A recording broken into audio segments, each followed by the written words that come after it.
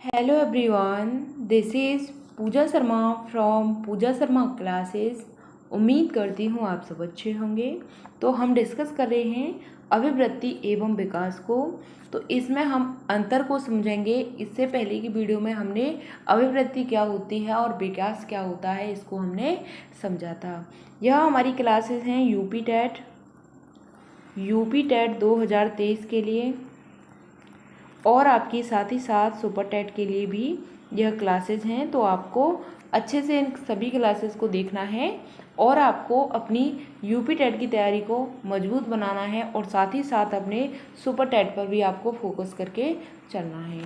ठीक, तो आप सभी को पता है चुनाव आएगा तो भर्ती भी आएगी और भर्ती आएगी तो आपको पता है 4 साल के बाद 4-5 साल हो गए, 4-5 साल के बाद में भर्ती आएगी। तो यह आपके लिए सुनहरा मौका है, तो आप इस मौके को बिल्कुल मत गवाइएगा। अभी से आप अपनी तैयारी को करना स्टार्ट कर दें, जिससे आपकी तैयारी अच्छी हो जाएगी। तब तक आपका एग्ज़ाम आएगा जब तक। ठीक, चलिए समझते हैं। आपको वीडियो पसंद आती है तो वीडियो को लाइक ज़रूर कर देना और चैनल को सब्सक्राइब नहीं किया है तो चैनल को सब्सक्राइब कर लेना। ठीक, समझते हैं अभिवृत्ति के बारे में। अभिवृत्ति के बारे में समझते हैं, यानी कि यहाँ पे हम क्या समझ रहे हैं, जो आपकी अभिवृद्धि होती है और विकास होता है, इनका क्या समझ रहे हैं, अंतर समझ रहे हैं, इनमें क्या क्या डिफरेंसेस होते हैं अभिवृत्ति और विकास में। तो चलिए इनको समझते हैं। सबसे पहले हम बात करते हैं अभिवृत्ति की। तो अभिवृत्ति का स्वरूप कैसा होता है, इनका स्वरूप बाह्य होता है। अभिवृत्ति का स्वरूप कैसा होता है, बाह्य होता है।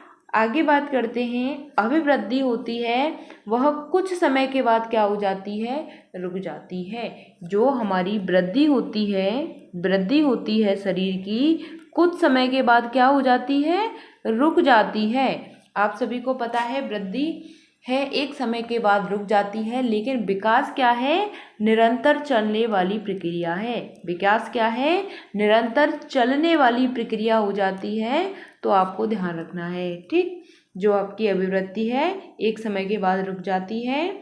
आगे बात करते हैं, अभिवृद्धि का प्रयोग संकुचित में होता है। क्या होता है, अभिवृत्ति का प्रयोग संकुचित में होता है। अभिवृत्ति में कोई निश्चित क्रम नहीं होता। निश्चित क्रम अभिवृत्ति में नहीं होता, लगातार क्रम इसमें नहीं होता है। अभिवृत्ति में कोई निश्चित दिशा नहीं होती, यानी कि कोई भी निश्चित यहाँ पे आपकी डायरेक्शन नहीं होती है, तो आपको ध्यान रखना है। ठीक, आगे बात करते हैं, अभिवृत्ति का कोई लक्ष्य नहीं होता है। जो आपकी वृद्धि होती है इसका कोई भी लक्ष्य नहीं होता है। और अभिवृत्ति को हम क्या करते हैं, सीधे माप सकते हैं। अभिवृत्ति को सीधा मापा जा सकता है, आपको ध्यान रखना है। उदाहरण के तौर पर कि भार को हम क्या करते हैं, माप लेते हैं कि यह भार इसमें लगभग कितना है। ठीक, तो अभिवृत्ति को भार के रूप में हम माप सकते हैं। यहाँ तक बात क्लियर।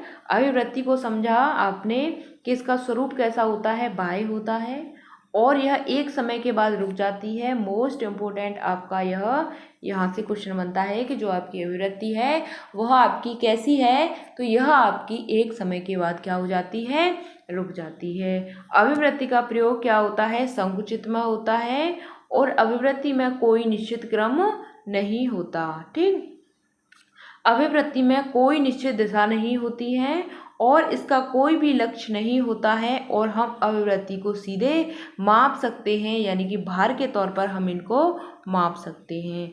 अब हम बात करते हैं विकास की। विकास के बारे में बात करते हैं, क्या होता है।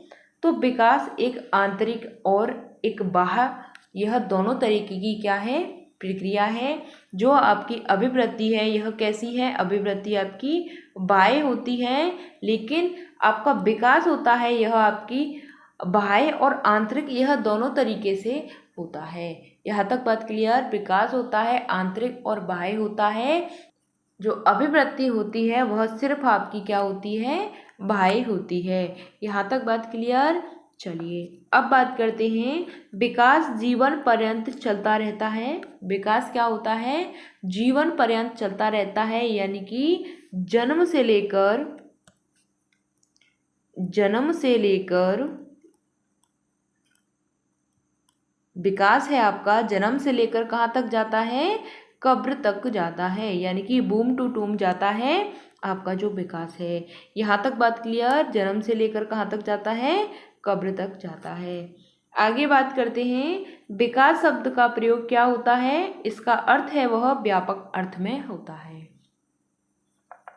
विकास में एक निश्चित क्रम होता है, यहाँ पे आपने समझा विकास में क्या होता है, एक निश्चित क्रम होता है, और यहाँ पे आपने समझा कि इसमें निश्चित क्रम नहीं होता, अभिवृत्ति में निश्चित क्रम नहीं होता, लेकिन विकास में आपका एक निश्चित क्रम हो जाता है।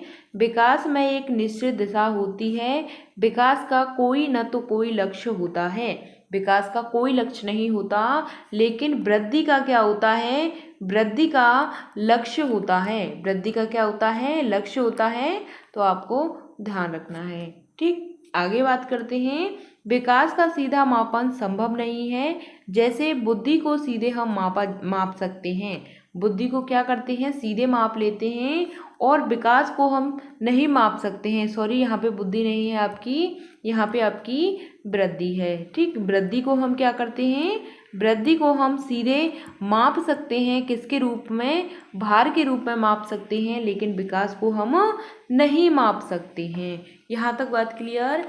आपने समझा कि जो विकास होता है वह आपका आंतरिक और बाह्य दोनों तरीके से होता है।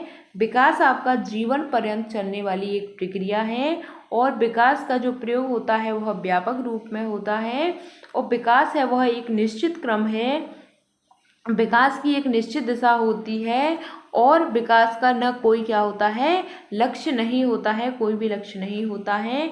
विकास को हम सीधे माप नहीं सकते हैं, और बुद्धि को हम यहाँ पे, बुद्धि को सीधे यहाँ पे नहीं मापा जा सकता है, यानी विकास के रूप में हम नहीं माप सकते हैं बुद्धि को, लेकिन आपकी जो वृद्धि है, वृद्धि को क्या कर सकते हैं हम, भार के रूप में, भार के रूप में माप सकते हैं। यहाँ तक बात क्लियर, आपने समझा कि भार के रूप में हम माप सकते हैं।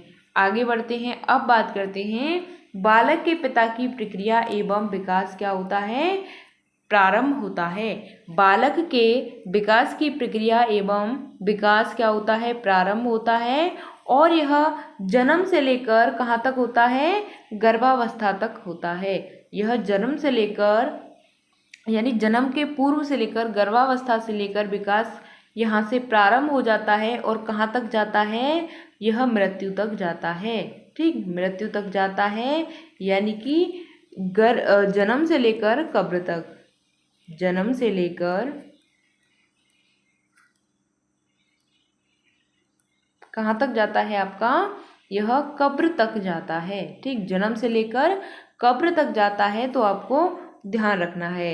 यहाँ तक बात क्लियर। चलिए आगे बढ़ते हैं, अभिवृत्ति के बारे में बात करते हैं। तो यह क्या है, एक जैविक क्रिया हो जाती है। अभिवृत्ति क्या है आपकी, एक जैविक क्रिया है, तो आपको ध्यान रखना है। विकास के बारे में बात करते हैं, तो विकास के लिए सबसे ज़्यादा आवश्यक क्या हो जाता है, एक तो आपका अधिगम होता है, दूसरा आपका वातावरण हो जाता है। अधिगम का मतलब क्या होता है, अधिगम का मतलब सीखना होता है। ठीक, तो विकास आवश्यक है किसके लिए, अधिगम के लिए और आपके वातावरण के लिए। आगे बढ़ते हैं, शरीर की लंबाई बढ़ाना है, क्या है, तो यह शरीर की लंबाई आपकी अभिवृद्धि हो जाती है। यह इससे क्या होता है, आपकी शरीर की लंबाई बढ़ती है। ठीक, और जो आपकी अभिवृद्धि है एक समय के बाद क्या हो जाती है, रुक जाती है, यानी कि शरीर की जो लंबाई है वह एक समय के बाद क्या हो जाती है, रुक जाती है। अब बात करते हैं, पीनियल ग्रंथि से विकास होता है, तो किसका विकास होता है, हमारे मस्तिष्क का विकास हो जाता है। कौन सी वाली ग्रंथि से, तो पीनियल ग्रंथि से हमारे मस्तिष्क का क्या होता है, विकास होता है। आगे बात करते हैं, विकास के कितने पक्ष होते हैं, तो विकास के आपके 5 पक्ष हो जाते हैं। विकास के कितने पक्ष होते हैं, 5 पक्ष हो जाते हैं, तो आपको ध्यान रखना है। ठीक, और अवस्थाओं की बात करते हैं, तो 5 ही आपकी अवस्थाएं हो जाती हैं, और 5 ही आपके क्या हो जाते हैं, विकास के पक्ष हो जाते हैं। यहाँ तक बात क्लियर। चलिए आगे बढ़ते हैं, अब बात करते हैं, प्रारंभिक वर्षों में वृद्धि तथा विकास की प्रक्रिया रहती है। स्टार्टिंग के वर्षों में जो विकास की और वृद्धि की जो प्रक्रिया रहती है कैसी रहती है, तो यह आपकी अत्यंत तीव्र रहती है। अत्यंत तीव्र तरीके से यहाँ पे आपकी वृद्धि होती है और क्या होता है, और साथ ही साथ आपका यहाँ पे विकास होता है। यहाँ तक बात क्लियर। वृद्धि और विकास आपका अत्यंत तीव्र होता है स्टार्टिंग के आपके जन्म के वर्षों में। ठीक, चलिए अभिवृद्धि की बात करते हैं। तो यह आपकी एकांकी प्रक्रिया होती है। कैसी होती है? एकांकी प्रक्रिया होती है। और विकास की यहाँ पे हम बात करते हैं तो यह आपकी बहुमुखी प्रक्रिया होती है। अभिवृद्धि की बात करते हैं तो एकांकी प्रक्रिया होती है, और विकास की बात करते हैं तो यह आपकी बहुमुखी प्रक्रिया होती है। आगे बात करते हैं, विकास के पहले किस मांसपेशियों पर नियंत्रण करना प्रारंभ करता है? विकास पहले किस मांसपेशियों पर नियंत्रण करना प्रारंभ करता है? तो हमारे हाथ और पैर होते हैं, इन पर नियंत्रण करना क्या कर देता है? प्रारंभ कर देता है। सबसे पहले बच्चा है अपने हाथों पर और पैरों पर क्या करता है? नियंत्रण कर लेता है। यहाँ तक बात क्लियर। चलिए आगे बात करते हैं, संज्ञानात्मक विकास के सिद्धांत के प्रवर्तक थे। संज्ञानात्मक विकास के सिद्धांत के प्रवर्तक कौन हैं? आपके जीन प्याजे हो जाते हैं। अब हम बात करते हैं जीन प्याजे के बारे में। तो यह रहने वाले कहाँ के थे? तो यह आपके स्विट्जरलैंड के रहने वाले थे। यहाँ तक बात क्लियर। स्विट्जरलैंड के यह रहने वाले थे, तो आपको ध्यान रखना है वहाँ के यह निवासी थे। और इन्होंने अपने बच्चों की अवस्थाओं में जो परिवर्तन हुआ था, बच्चों की अवस्थाओं में जो परिवर्तन हुआ था उनको क्या किया था? इन्होंने खोजा था। और इन्हीं के सिद्धांत को हम अवस्था के सिद्धांत के नाम से भी जानते हैं। संज्ञानात्मक विकास का सिद्धांत है, इसके अन्य नाम भी हैं। दूसरा नाम है आपका ज्ञानात्मक विकास का सिद्धांत। ठीक, ज्ञानात्मक। और नेक्स्ट आता है आपका विकासात्मक विकास का सिद्धांत। ठीक, यह इनके अन्य नाम हो जाते हैं, तो आपको यहाँ पे ध्यान रखना है। यहाँ तक बात क्लियर। संज्ञानात्मक विकास के सिद्धांत में ज्ञानात्मक और विकासात्मक यह आपके सिद्धांत हो जाते हैं। यहाँ तक बात क्लियर। चलिए और इनके बारे में थोड़ा सा बात करते हैं। तो इन्होंने 4 अवस्थाओं के बारे में खोजा था। इनकी 4 अवस्थाएं होती हैं। तो सबसे पहले हम बात करते हैं, सबसे पहली आती है आपकी यहाँ पे संवेदी गामक अवस्था। कौन सी आती है? संवेदी गामक अवस्था आती है। दूसरे नंबर पर आती है आपकी पूर्व संक्रियात्मक अवस्था।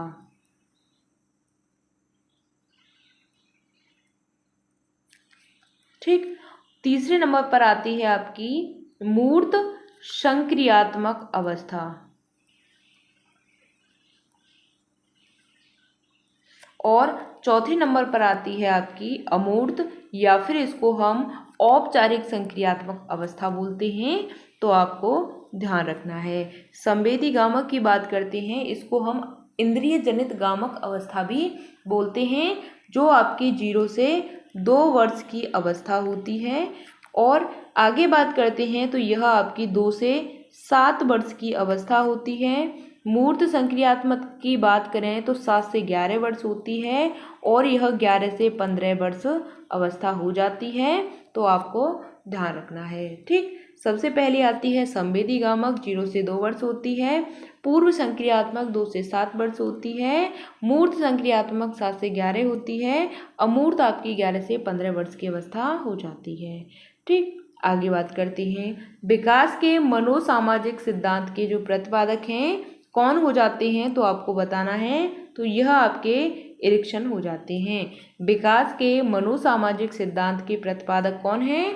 आपके इरिक्सन हो जाते हैं। आपको ध्यान रखना है। ठीक, मनोसामाजिक की बात करें कौन हो जाते हैं? आपके इरिक्सन हो जाते हैं। बहुत ही महत्वपूर्ण प्रश्न है, तो आपको ध्यान रखना है। ठीक, चलिए मिलते हैं फिर आपको आगे की नेक्स्ट वीडियो में। अगर आपका कोई भी डाउट होता है तो आप कमेंट के माध्यम से हमसे पूछ सकते हैं। हम आपको आपकी हर एक कमेंट का आंसर करेंगे।